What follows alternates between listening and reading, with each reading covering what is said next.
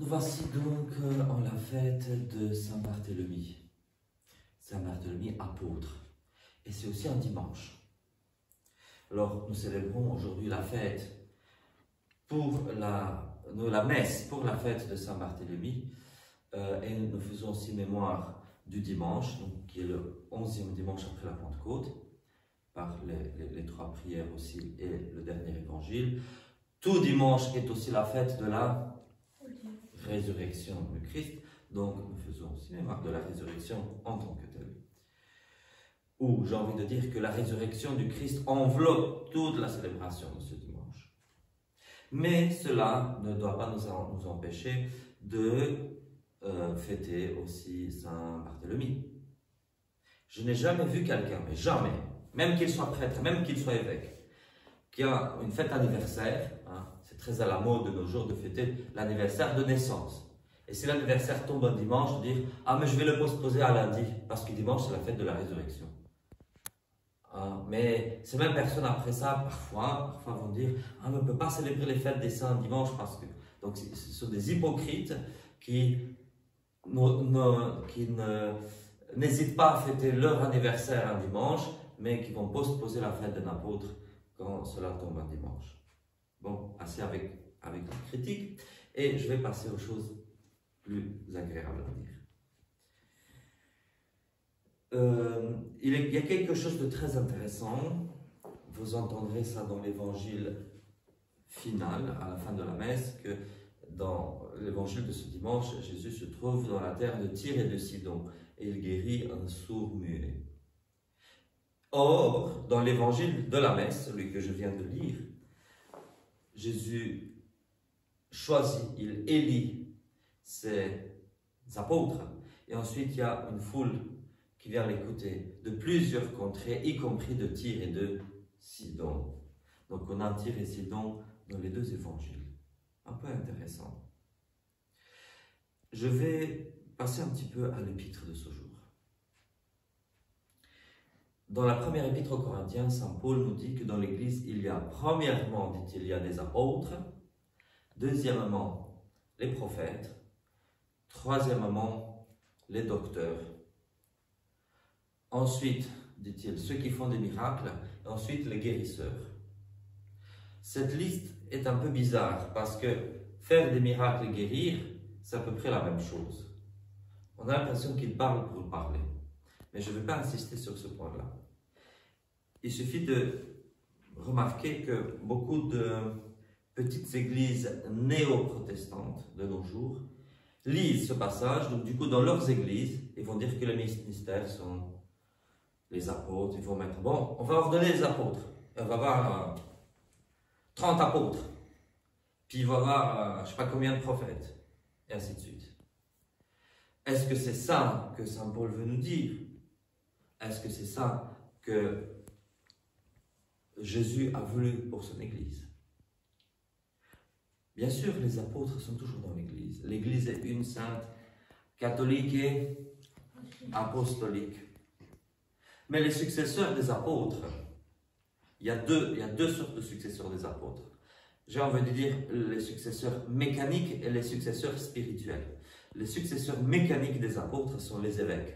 Pourquoi je dis successeurs mécaniques? Parce que les apôtres, les 12 apôtres, souvenons-nous, Judas s'est pendu, à sa place on a élu Matthias, donc il y a les 2 apôtres, plus Saint Paul, plus Barnabé, plus d'autres, donc on va dire les satellites un peu du groupe des 12. Et tout cela sont partis dans le monde, ils ont évangélisé. Partout ils sont passés, ils ont sacré un évêque par église. Et puis les évêques ont ordonné des prêtres et des diacres.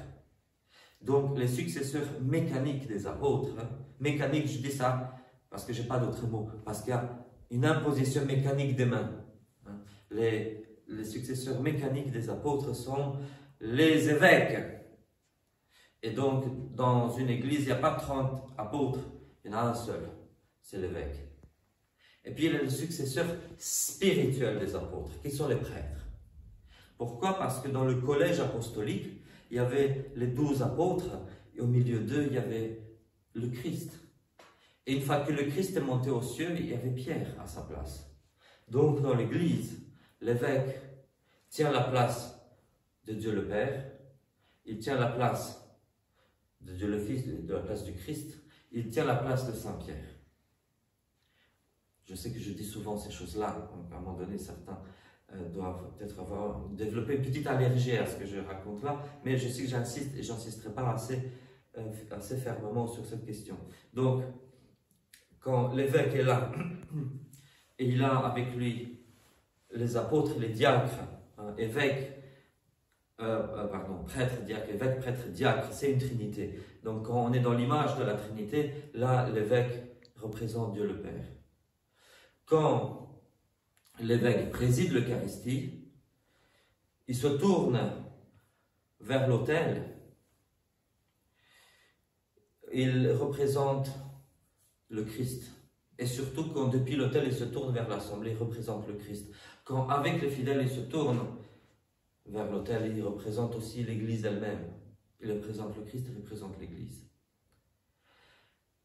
Le prêtre, c'est comme dans le collège apostolique. Dans le collège apostolique, il y a, comme je l'ai dit, Jésus et les apôtres. Donc dans ce cas-là, si l'évêque représente Jésus, il est clair que les prêtres représentent les apôtres.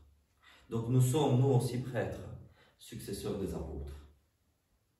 Dans cette iconographie de l'Église qui est faite dans des pierres vivantes. Et donc en fêtant Saint Barthélemy, Saint Barthélemy, par où il est passé, il a sacré des évêques aussi. Mais, donc il y a ses successeurs qui sont dans des églises de quelque part. On dit qu'il a prêché en Arabie, mais dans l'Arabie c'est très vaste, on ne sait pas exactement. Peut-être même que l'église qu'il a fondée n'existe plus, on n'en sait pas, on n'en sait rien. Mais même si son église, ses successeurs mécaniques n'existent plus, néanmoins, nous autres prêtres, nous sommes aussi des successeurs des apôtres, donc aussi de Barthélemy. Alors, les prophètes dans l'Église. Donc, dans l'Église, dit Saint Paul, il y a premièrement les apôtres, donc il y a l'évêque. Ou on peut dire les évêques et les prêtres. Deuxièmement, il y a les prophètes. Quand nous avons reçu tous le sacrement de confirmation. Et dans le sacrement de la confirmation, vous vous souvenez, on a reçu l'imposition des mains, on a reçu le saint crème sur la tête, qui sont tellement bons. Tout chrétien qui a reçu le sacrement de confirmation est aussi un prophète de Dieu. Maintenant, être prophète de Dieu, ça peut se manifester par différentes choses. Et je voudrais dire que potentiellement, nous sommes tous dans l'église des prophètes de Dieu. Maintenant, il est vrai que certains, plus que d'autres, se sont avérés être des prophètes dans l'église. Et c'est un ministère charismatique, c'est-à-dire que l'évêque n'impose pas les mains sur quelqu'un. « Oh, je t'impose le fait de prophète. » Non, on est prophète parce qu'on a été appelé et qu'il y a certaines personnes. Vous avez peut-être entendu parler de ces personnages-là, les faux en Christ. On trouve même dans l'histoire moderne des gens qui ont l'air de petits vagabonds qui vont par le monde. C'est arrivé notamment en Russie dans le temps. Un petit vagabond qui venait devant le tsar et qui lui disait « Je te parle au nom de Dieu, tu as fait ça et ça et ça et ça. » Et on le craignait tellement que le tsar ne le mettait pas en prison, autrement il l'aurait mis en prison pour l'avoir confronté comme ça. Et les folloristes, on le laissait tranquille. Il disait la vérité. Et il la disait de façon trash, j'ai envie de dire. Et encore de nos jours. Je peux prendre d'autres exemples. Pas de l'histoire moderne, mais entre le Moyen-Âge et l'histoire moderne. Sainte Brigitte de Suède, qui écrivait aux évêques, tout ça. Tu dois faire ça et ça et ça. Il y a des gens comme ça, il y a des gens qui ont ce don-là, mais c'est un don charismatique. Saint Paul nous dit troisièmement les docteurs. Ça ne veut pas dire les médecins, ça ne veut pas nécessairement dire les personnes qui ont un doctorat. Les docteurs dans l'Église, en docteur ça veut dire enseignant. Et c'est pour ça qu'aujourd'hui on a les titres de docteur. Le docteur est celui qui peut enseigner à l'université.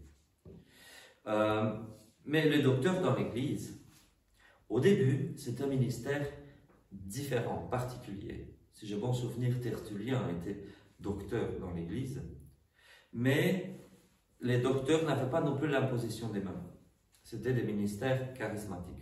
Avec le temps, déjà à partir du IIIe siècle, le IVe, ce sont les prêtres qui prennent en charge l'office de docteur. Pour quelle raison? Parce qu'à cette époque-là, la majorité des gens, 90% des gens étaient illettrés. Ça veut dire quoi, illettrés? Ils savaient pas lire ni écrire. Qu'ils savaient ni lire ni écrire.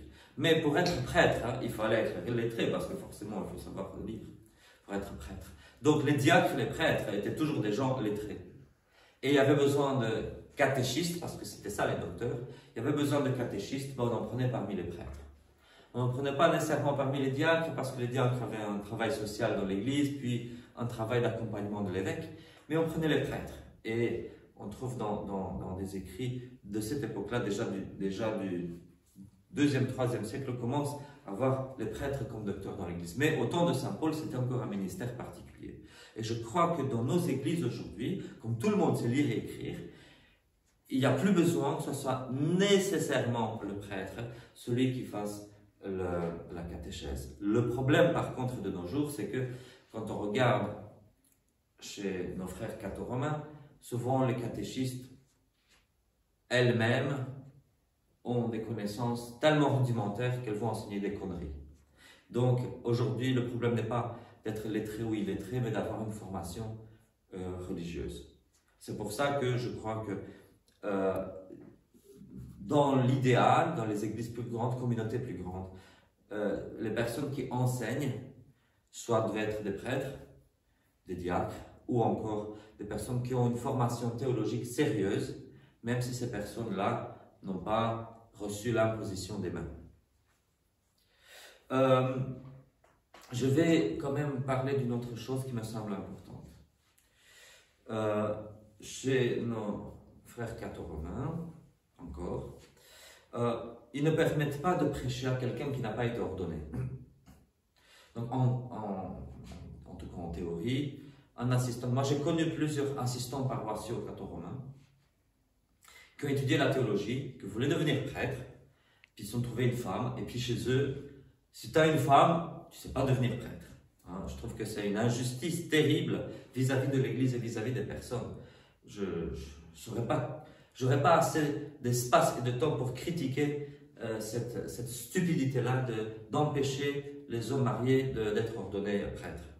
Donc il y a des assistants paroissiaux chez eux qui disent « j'ai une vocation pour la prêtrise ». On leur dit, l'évêque leur dit « je vais te donner diacre » parce qu'ils acceptent les diacres mariés. Ils disent « non, ma vocation n'est pas diaconale, elle est presbytérale, je dois être prêtre ».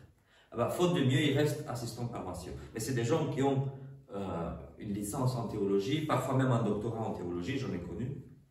Et après ça, l'évêque va leur dire « non, tu ne peux pas prêcher parce que l'Esprit Saint n'est pas descendu sur toi ». Je trouve que c'est aussi hypocrite, parce qu'il y a beaucoup de prêtres qui ont fait des études, mais qui ont parfois moins de connaissances que ces gars-là qui ont comme les connaissances. Et dans ce cas-là, il faut les admettre, dire ça, le ministère de docteur dans l'Église, celui dont parle Saint Paul, même s'ils n'ont pas reçu l'imposition des mains, c'est un ministère charismatique. Voilà.